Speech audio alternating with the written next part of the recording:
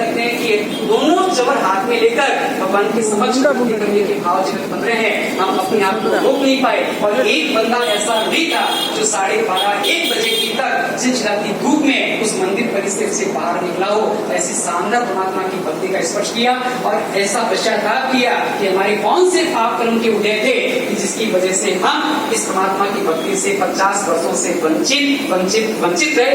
ये हकीकत की बात है। विश्वास नहीं है, मनीष भैया के पास उन व्यक्तियों के फोन नंबर है, एड्रेस है। बीकानेर के ही रानी बाजार में जो प्रवास करते हैं ऐसा पूरा परिवार, और लगभग उनको कहा है कि अंशला का पृष्ठा में भी आए और आप भी ऐसे परमात्मा के भक्त जो किसी कारणवशात कोई अपने अशुभ कर्मों से, पाप कर्मों से या कुछ अपनी मिथ्या कारणों से इधर उधर परमात्मा की भक्ति से वंचित रह गए, ऐसे भक्तों को परमात्मा की भक्ति से जोड़ने का ये सुंदर उपक्रम है। तो बंधुओं, ऐसी अंजनसला का पृष्ठा का पावन प्रसंग घटना एक एक देखना, एक एक भगवान के अतिशयों को देखना और एक एक कल्याण का वर्णन सुनना, यदि हमारे हृदय में भव्य स्वभाव रहेगा ना, निश्चित कर चलना कि हम अनंत कर्मों को निजा करके और अपनी मोक्ष मार्ग की यात्रा में इस भक्ति के माध्यम से बहुत तीव्र गति से और बहुत उत्कृष्टता से हम आगे बढ़े बिना नहीं रहने वाले हैं। तो ऐसे जीर्णोद्धार का समय पूर्णता की ओर है और देखते देखते सबका सहयोग मिला और जीर्णोद्धार समिति को विशेष साधुवाद, क्योंकि जीर्णोद्धार जब चलता है बहुत सारे संघर्ष परिस्थितियां, प्रतिकूलता, विषम परिस्थितियां आती है जिसको जानकारी नहीं रहती है।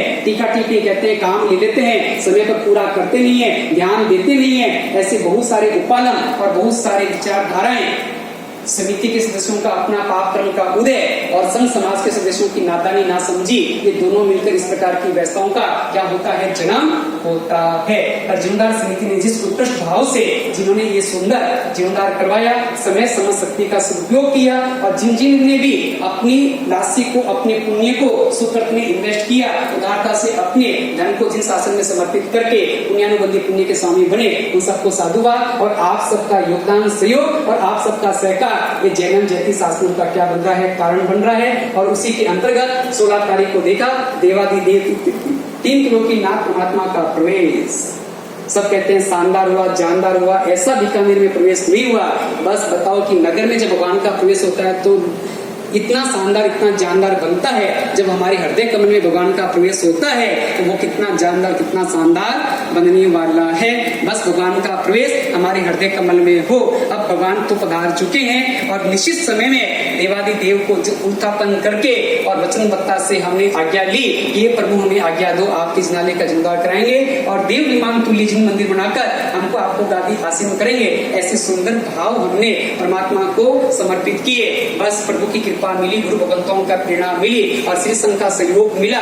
ये सबका योगदान सहयोग मिलते मिलते अब देवादि देव को गादी आसीन करने का समय आ गया। 30 जून को परमात्मा को गादी आसीन करे गए और वो क्षण, वो पल प्राण प्रतिष्ठा की अंजनसला के और विधि विधान के साथ साथ ये हमारे जितने देवाली देव गादी आसीन होंगे और सीकर के ऊपर सुवर्ण कलश और ध्वजा 3 किलो की नाथ की लहराने का वो पावन पल, पावन क्षण जो हमारी अनंत अनंत कर्मों की क्षय का और हमारी भाव शुद्धि का कारण और हमारी आत्मा की विकास यात्रा का सहयोगी बनने वाला है। तो ऐसे में संघ का कर्तव्य है कि इस आयोजन में, प्रयोजन में हर परमात्मा के भक्त को क्या करना, आमंत्रित करना, हर संघ को आमंत्रित करना और हर ट्रस्ट को आमंत्रित करना और परमात्मा के 3 लोक में जितने भी भक्त है, चाहे देवगति में हो, चाहे मनुष्य लोक में हो और चाहे अधोलोक में, मोमबत्ती वाणवंतर ज्योतिष देव, इन जितने भी देव देवी है उन सबको क्या करना, आमंत्रित करना।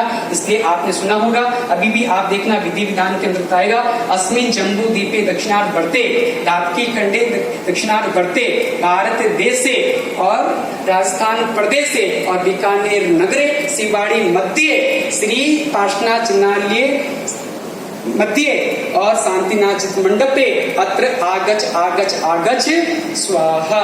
यानी हम 3 लोक में रहने वाले परमात्मा के जितने भी देव देवी भक्त हृदय है उन सबको भी अनुष्ठान पूर्वक और बड़े अवभाव के साथ आमंत्रित करके भी उस प्रतिष्ठा मौसम में क्या करेंगे, सम्मिलित करेंगे।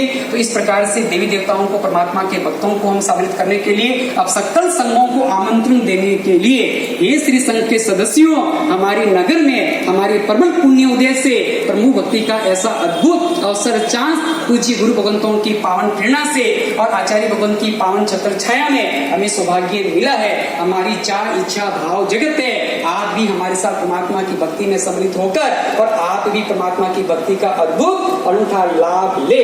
ऐसे ऐसे संघों को आमंत्रित करने का कार्य ये क्या है, पत्रिका आलेखन का कार्यक्रम। अब बस पत्रिका आलेखन करने वाले और पत्रिका आलेखन में उपस्थित होने वाले तमाम श्रावक श्रवकों से रिक्वेस्ट है, ये हमारे दोष क्षय और गुण वृद्धि का क्या है, एक अनुष्ठान है। क्योंकि जिन शासन के अनुष्ठान वही अनुष्ठान है जिसमें दोषों का क्षय हो और गुणों की क्या हो, वृद्धि हो।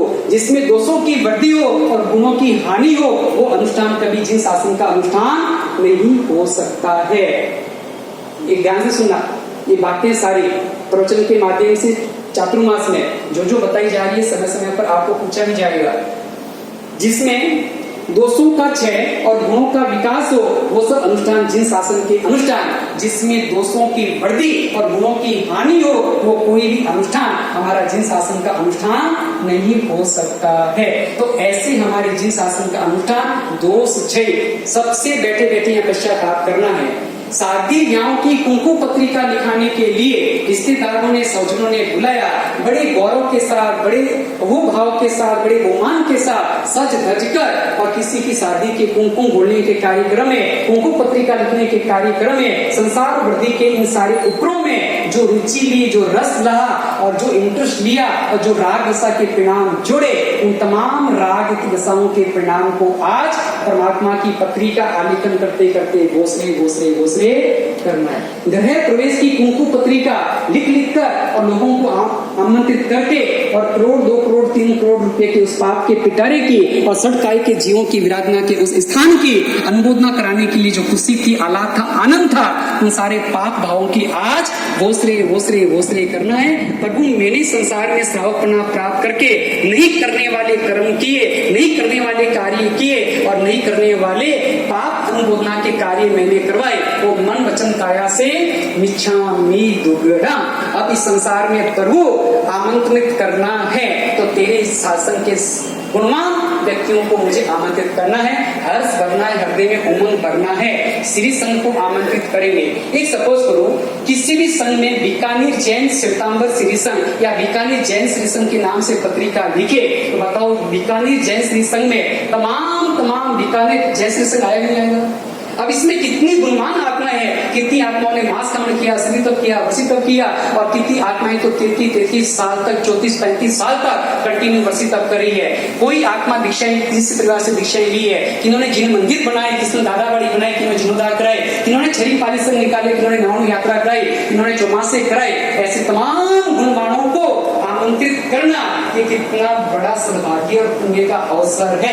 ऐसे गुणवानों को आमंत्रित करके और अपनी इस परमात्मा की भक्ति में सम्मिलित करना और ऐसे गुणवानों का एक स्पर्श आपसे हमारे से हो जाए, एक मुलाकात प्रत्यक्ष हो जाए और इसकी अनुमोदना कर ली, उसका बहुमान कर लिया, सम्मान कर लिया तो बंधु अनंत अनंत कर्मों की निजरा होने वाली है। इसलिए संघ के दर्शन ये अपने आप में भी सम्यक दर्शन की विशुद्धि का कारण है। इसलिए बीकानेर वासियों से विशेष रूपे 1 घंटा प्रवचन के लिए रोज समय निकालना। ये लोगों की मानसिक तरक्की, प्रवचन में नहीं आएंगे हमारे साथ, आगे पीछे आ जाएंगे। आगे पीछे आओगे तो खाली साधु साध्वी के दर्शन होंगे और प्रवचन में आओगे तो चतुर्वी धर्म संघ के दर्शन होंगे। लाभ चतुर्वी धर्म संघ का जो ठुकराएगा छोड़ेगा और साधु साध्वी का जो दर्शन करेगा वो सामान्य लाभ और प्रवचन में चतुर्वी धर्म संघ का लाभ। और ये आपको क्या लाभ लेना है, आपको समय पर क्या निश्चित और निर्णय करना है। तो ऐसे सकल संघों को क्या करना है, आमंत्रण देना है। अब बात आई आमंत्रण की। आमंत्रण यानी क्या? आमंत्रण यानी क्या? आमंत्रण यानी क्या? एक अपनी इच्छा से कहीं जाना, एक सामने वाले की इच्छा से कहीं जाना। अपनी इच्छा से कहीं जाना और सामने वाली इच्छा से कहीं जाना। हम जब सामने वाले की इच्छा से कहीं जाते हैं उसको कहते हैं आमंत्रण। हम सामने वाले की इच्छा से या उसके मांग से कहीं पर भी जाते हैं, उसको क्या कहते हैं? आमंत्रण। ये आमंत्रण भी हमारे जैन आगम बताया 2 प्रकार का होता है, फर्ज के रूप में और अरज के रूप में। आमंत्रण कितने रूप में? फर्ज के रूप में और अरज के रूप में। फर्ज के रूप में जो आमंत्रण दिए जाते हैं उसमें मात्र क्या होती हैं? औपचारिकताएं होती है। ठीक है, खून के रिश्ते बने, रिलेशन बने, उनको भी